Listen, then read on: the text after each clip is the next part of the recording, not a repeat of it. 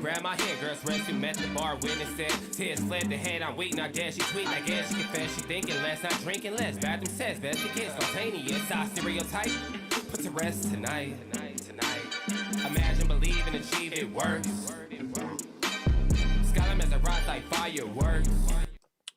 Hello, everybody, and welcome to After the Storm. I'm your host, Matt Clark. Of course, this is our After the Game Thunder review of what happened during the game. And first of all, I want to say that I'm extremely proud of the Thunder and what they did today. We lost, of course, 111, 117. Our record is now 12-21. And may I say that considering that we had 5 people, including the coach, and Thunder and COVID protocol, I thought we did fantastic. I really did. And, of course, basically did not play as well. But I want to say that I was with our friend Maya Long, and she was like, oh, we're just going to get killed tonight. We don't have all of our players, blah, blah, blah. And then at the end of the game, we both were like, wow. Considering, I thought we would get blown out. But once again, what the Thunder have been doing in this last few games, what the Thunder have been doing, and what I'm really proud of is that the Thunder have done what? Figured out how to get better shots. Number 2, have been better in transitional defense, and then offensively great in transition. And tonight we were fantastic late in the game in transition. And perimeter defense has been pretty good, except for the last end of the third quarter and pretty much the fourth quarter. They got out to lead. But anyway, we'll discuss all that later. But to start out the game, I thought that we came out. We did all the things that we needed to do. We didn't let them get too far ahead. We stayed within reach. We did a great job of keeping close contact with them through our offense, through our defense. Making great selections, and Lou Dort did a good job of helping us get off to a quick start. And then doing what he does, he starts, tailing off at the end. But he did get us off to a good start, and we'll say that knocking down some threes. When I look at the Thunder tonight, the first quarter, I thought that, like I said, coming into the game, I thought, it's going to be close. It's going to be one of those games I'm not going to have a lot to talk about. But instead, I have tons to talk about. And we talk about not having a rim protector. And we brought up a bunch of G League guys, and I'm going to say right now, the big fella in the middle, Barr, I love what he did tonight, okay? He didn't end strong, but he kept us in the game early by just altering shots. I think he had, the first half he had 4 points, 6 rebounds. He had 4 points, 4 rebounds, 2 blocks. And I can't even begin to talk about the number of altering shots that he had, which is one of the things I've been talking about a lot in this live stream, is about the Thunder not having a rim protector, not having somebody that you can come in there and that could help as far as just altering some shots, giving us some easy baskets in transition. Those are the things that I really, really wanted the Thunder to do, and I think they did a good job tonight of doing that and showing us that we do have some guys. But, let's face it, they are G League players. They haven't played. But I think they did a great job of filling in a nice role, considering that we were missing a big fellow and Giddy and Poku, Man and Earl, and we really missed Trey Mann, but Derek Favors, he brings a lot to the table for us. Now, we were up 34-32 at half. I thought we did a great job at the end of the first quarter. And, by the way, let me give a shout-out to Coach Mike Wilkes. I thought he did a great job of blending the guys together, of helping them stay within the scheme of what we're trying to accomplish thus far in these last 7 or 8 games. And I want to say Shea Gillis, I'm going to give him another shout-out. He had his 6th 30-point game this year. I want to say that he's doing a good job. And I'm going to say this. At the beginning, when you guys have been watching this live stream, I talked about how he needed to step up. And 22 points a game was not enough for him to score for us to be good, that he had to be the one to lead us. He had to be the one to step up and make easy baskets. So why? So that our team could have a chance to get some easy baskets, take the pressure off everybody else thinking they've got to score. And since that day, we were 3-1 coming into tonight's game, and he was averaging 27 points a game, which is what I said that he needed to average, 25 to to 27. During that stretch, we were 3-1. He had 30 tonight, and I do believe, with all honesty, had we had our full complement of players, I think we would have came away with a victory tonight. But instead, I want to say the guys stepped in. The second team, the guys who don't normally play, your 6th, 7th, 8th, 9th, 10th players, even 11 players that we had, I want to say that they stepped up and did a fantastic job tonight. Now, in the second quarter, our biggest issue to me, I think we fell in love with the three-point shot. Okay? And we were knocking down shots left and right. We ended up going 10 for 22 and 3 points for the first half. And a lot of that had to do with us attacking the basket, kicking the ball out, getting nice, easy looks for threes and knocking those down in flow, in motion. And when you do that and you're catching it and you're in flow and you catch it and you release it, it's a lot easier for you to make the shot and score versus it is you trying to create on your own. And when we start trying to create shots on our own, that's when we get in trouble. Trying to do step backs and get outside of what our team is capable of doing. Now, granted, in their minds, in anybody's mind, once you get going, and hey, any basketball player that will tell you, if you're an amateur or whatever, when you get into a groove, you start feeling yourself. You're like, hey, I got this. No, you don't. But in your mind, you still think you do. And I think the Thunder fell in love with the three-pointer, and we stopped attacking the basket. They got on a run, and, of course, we were down 61-57 at half. But I will say this, Sar, I want to say, big fella, hey, keep working, because you could be our missing piece. You could be that guy that steps in there that alters shots, along with Baisley. If we got you and Baisley in there, y'all both are long. Now, he's not 7 foot like you, but at the same time, hey, you can come in there, you can block shots, you can alter a few shots, which you did tonight, which allowed us to get it back, get in transition, which allowed us to make some baskets and stay in this game in the first half. But like I said, 10 for 22, 3-point shots in the first half, and that's going to tell the tale of the second half. Now, we come out in the third quarter, and our role players, I want to say they did an excellent job in the first half. Second half, guess what happens? There's a difference between NBA players, G League players, okay?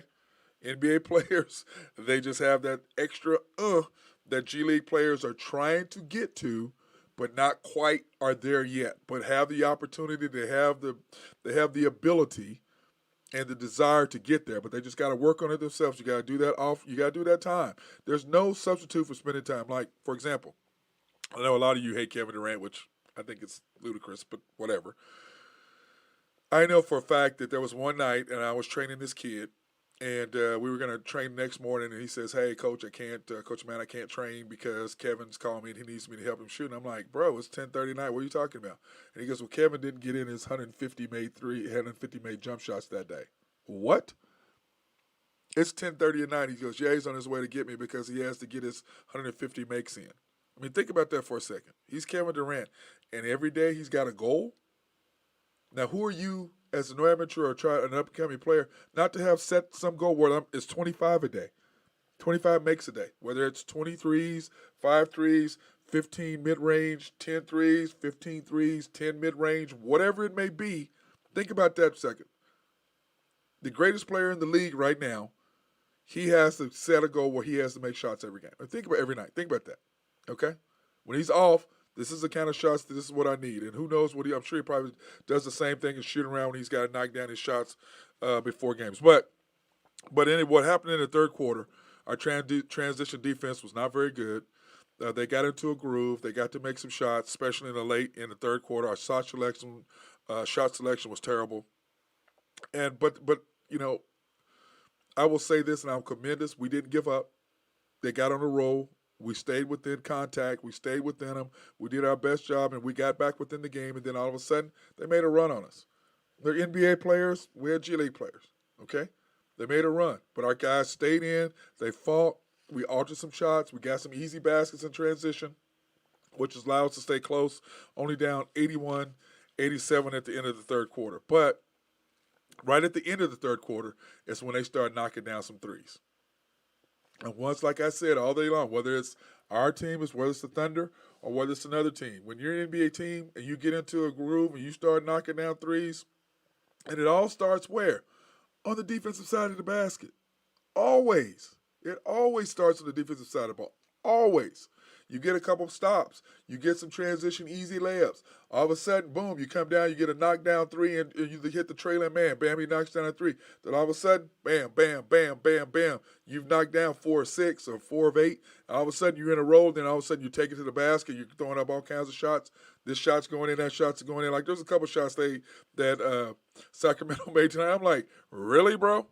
You're going to take that? Seriously? You're going to take that? Well, hell yeah, of course he is. Of course he's going to take it. I'm going to take it. But there are times when you do get lucky and you are going to make shots, and that happened tonight. But, we made a nice run to come back into the game. They distanced themselves, and they were up 14. They distanced themselves. We kept coming back. And with 3:12 left, it was 106-94. And I thought, well, okay, we're only down 12. We're still in the game. We came back. All we got to do is get a couple stops. We did a couple stops. We made them miss a couple free throws. We came down, scored an easy transition, made some easy baskets. And I will say this. Let me commend, I can't say enough about how good these players did. And the Thunder tonight, all 11 players scored. When's the last time we can say that? Because remember the other night, Josh Giddey didn't score at all. So when's the last time we can say all 11 players for the Thunder scored a basket? And that just shows you what kind of team we have, how the players are buying in, and what a great job Coach Wilkes did tonight of, hey, getting them to believe in themselves, getting them to understand, hey, all it is ball. Just go ball. But stay within yourself. Don't try to do more than what you're capable of doing. And as long as we do that, then we're great. And even, like I try to tell everyone about Lou Dort, dude, stay within your game. Don't try to do too much. But his biggest issue is the Thunder is trying to get him to score, and he thinks he's a scorer. Well, bro, like I'm trying to say, you don't have the skill set yet. Big emphasis on yet. But you've improved from the first time you started to where you are now, no doubt. You've gained the most of any player that we have on the Thunder, I think, as far as where you started compared to where you are right now. But you're shooting the threes. And when you start missing is when you start getting beyond what you're capable of doing. But when you're just regularly knocking down threes, shooting them in transition or wide open, then the chances of your shots are going in. But when you try to do step backs and catch and shoot, hey, bro, that's not your game. Then, of course, you need a teardrop or a floater. Hey, give them that pump fake going to the basket. Like tonight, there was a couple perfect opportunities for you. Instead of going all the way to the basket trying to finish, you could have shot a nice little floater or a nice little teardrop. And like we've talked about, there's a difference. Floaters are off 2 feet. Teardrops are off 1. You got to understand the difference and when to use them. Now, some people prefer to. Tony Parker, he loved the floater. Chris Paul, he uses mainly teardrops. He'll do a floater every now and then, but Chris Paul likes to go off one leg and likes to go up high, and that's because he's a little smaller, so he likes to get the ball up quicker so the big guys can come in and swat his shot. So that's kind of why he does it. But Lou Dort needs to develop either a floater or a teardrop so he doesn't have to go all the way into the basket because, bro, at some point, your body's going to break down. You can't keep driving in there. You getting all that contact. Your body's not going to last that long. It can't. These guys are too big, too strong, too physical, too athletic for you to continue to go in there and try to pound them. It's just not going to happen. But if you decide to work on your game and work on a floater, work on a teardrop, pick up other aspects of your game, it will help you. And I will say this about Shea. It's driving me nuts about him shooting sideways, but sometimes he does, and it's because of his shooting motion, and that's what I more or less analyze is the way he shoots the ball. He tends to try to get a better angle, let's call it that, being able to get the ball off and be able to shoot it. That's kind of what he does, and he needs to either start perfecting that and working on that if he's going to do that, or he needs to raise his shot up to get it off higher at a higher trajectory so that he doesn't have to worry about that. Like he got his shot blocked tonight because the guy was running at him. He shoots the ball right here. Your trajectory is there instead of here, going that direction, and all you need is that to get the ball over somebody's hands. So that's part of what he needs to work on, and I think he's going to get that done. I have no doubt about that. He's a tremendous player, and like I said, he's doing a fantastic job of leading us. And like I said, 3-1 since he's been averaging 27 points a game. He was the NBA Player of the Week, and it's simply because of those stats. He's being aggressive. He's leading our team. Dude, that's what we have to have, 25 to 27 points. I said that 2 weeks ago, 4 or 5 episodes ago.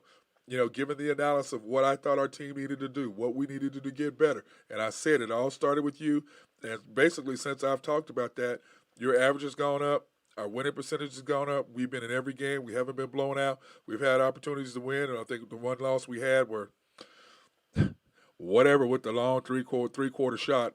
Hey, bro, try to make that again. Come on, Devontae Graham, try to make that shot again.